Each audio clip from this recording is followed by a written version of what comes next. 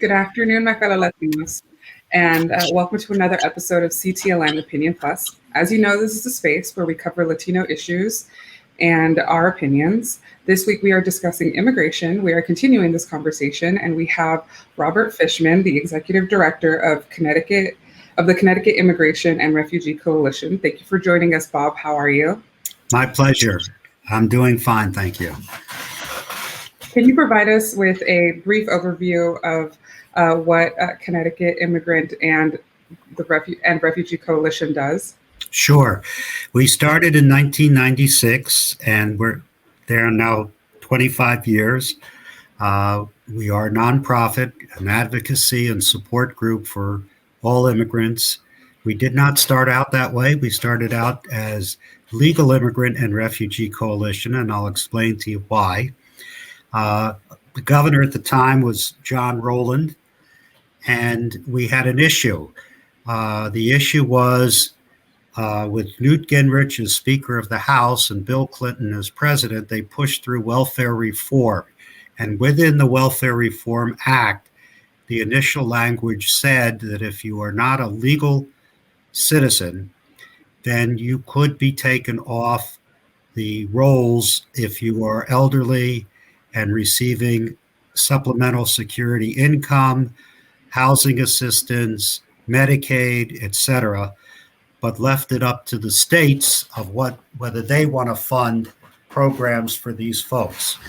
So this is how we got started 25 years ago, by banding together with religious groups, ethnic groups, and we started out with a few. Now we're up to over 20, and we had said that we were going to the governor to make sure that Connecticut would treat these people fairly and correctly. And the governor's office said that you should talk about legal immigration and refugees. And therefore, the initial name that didn't stick was the Connecticut Legal Immigrant and Refugee Coalition. We dropped the legal because after we got the bill passed so that these people could get state assistance and no longer have to worry as a safety net, we started working with all immigrants, including those who are not documented. We were very concerned, as most people are, that the language in the Congress had always been aliens.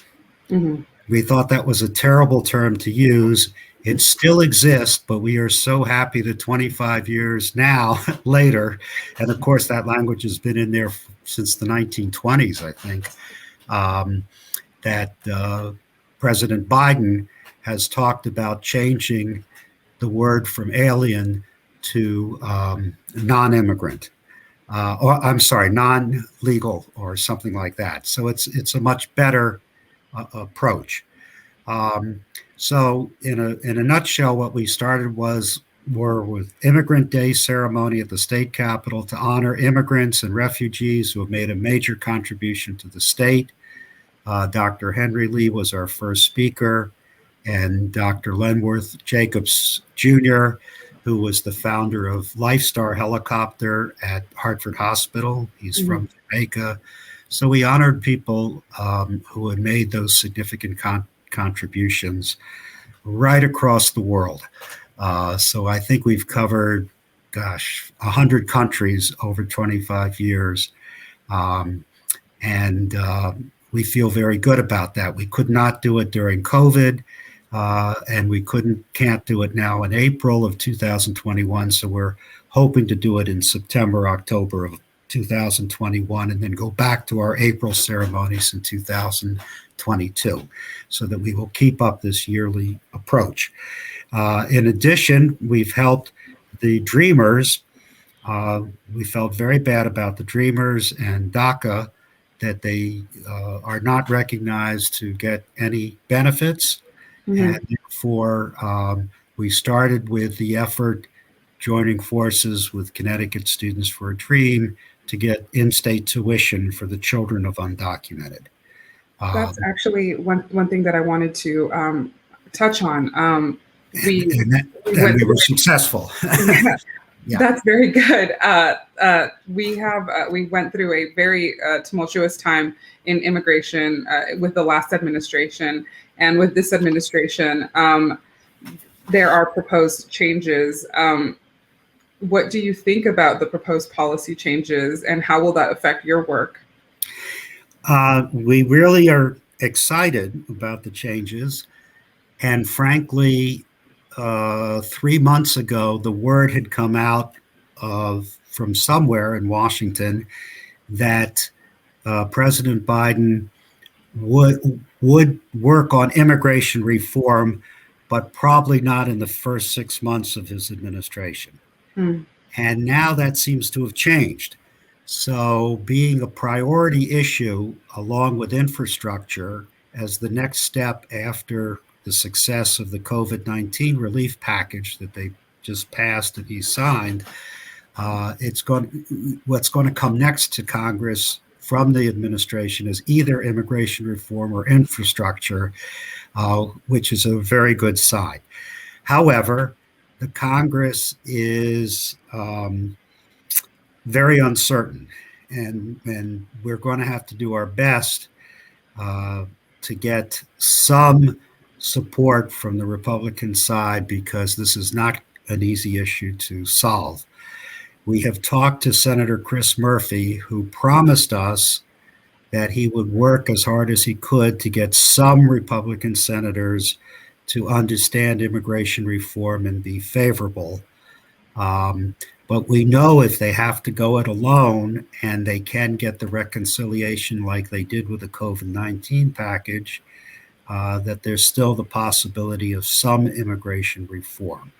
Whether it goes in pieces or whether it goes as a full scale is up to the Congress, more so than the president. There are some things that the president can do himself, which a lot of people don't know.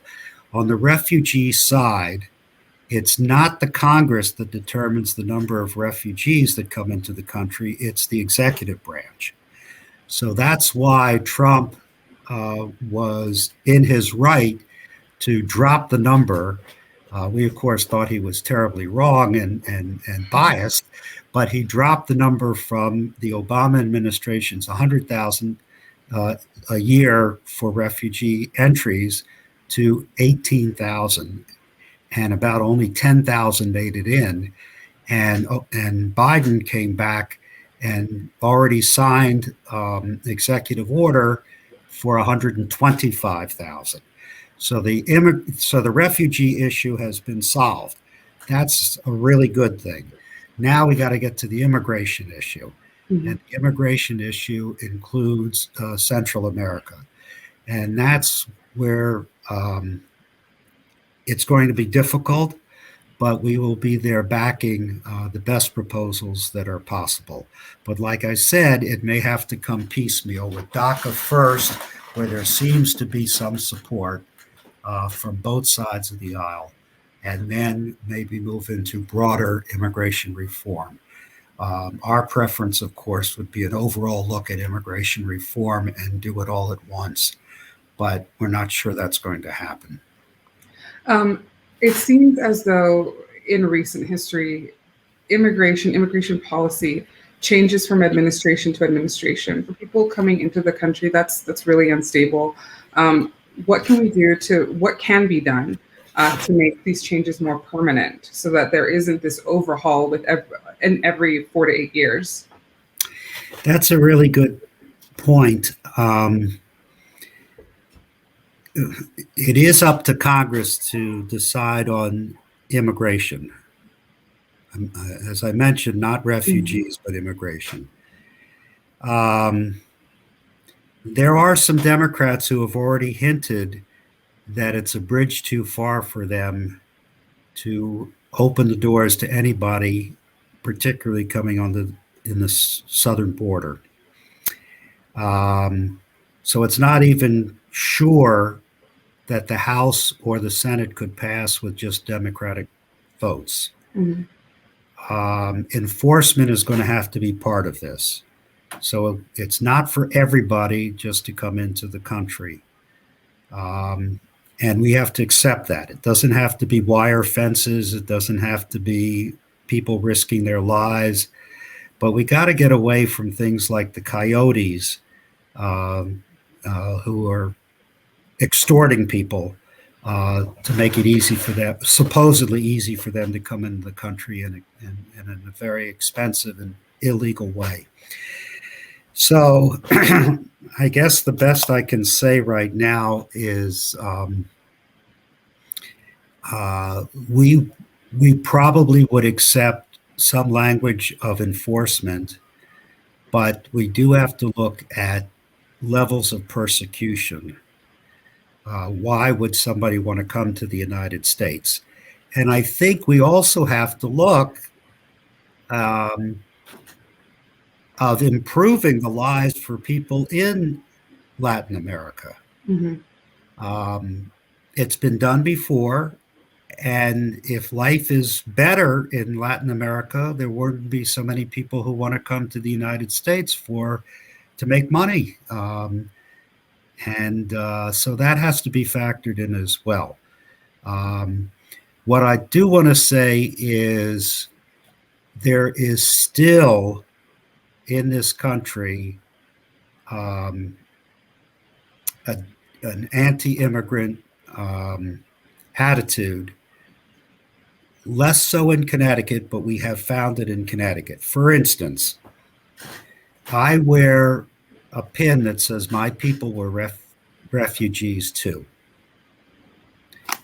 I have it downstairs.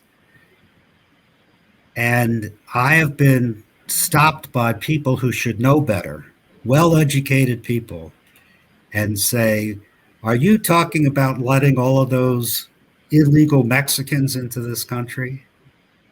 And I say, refugees are not Mexicans, number one. And and number two, so you have to know the difference between refugees. And there are Mexicans who are very good people in the United States already as immigrants, working hard, supporting their families, paying taxes, doing everything right. But for whatever reason, their papers are not sufficient. So they're undocumented. And to call them aliens is a terrible thing. They're human beings. So we have to look at it in a different kind of way. We have to explain to people what the issues are. I heard testimony yesterday. We're in favor of a bill, Senate Bill 956, which would provide Connecticut to have all immigrants, documented and not documented, as part of the Husky healthcare program.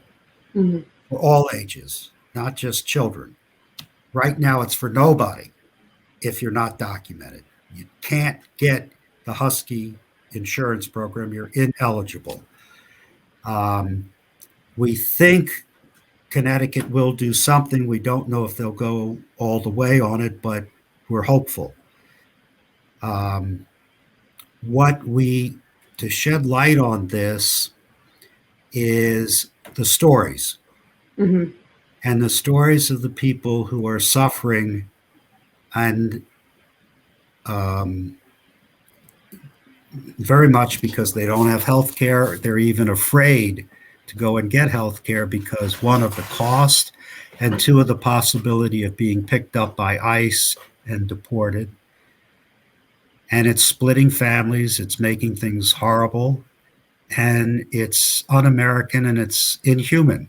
So it should be a human right to give these people access to health care. That's number one. But number two is, why are some of these people here and not in their countries of birth? Mm-hmm. And it's not because of persecution. Honduras is not a bad country. El Salvador is not a bad country. It's not human rights abuses. that is causing them to come. It's economic.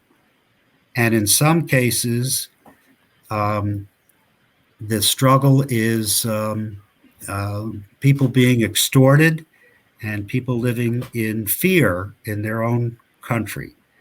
But if those issues can change for the better, then the numbers of people crossing the border in desperation would also change. And I think that's why it has to be a two-pronged approach as part of immigration reform. Yes. So I think that there is some sensitivity and some awareness there. There was one fellow who testified yesterday and blew me away because he said he's got one daughter who's serving in the American Army. Mm-hmm. She's fighting for our country.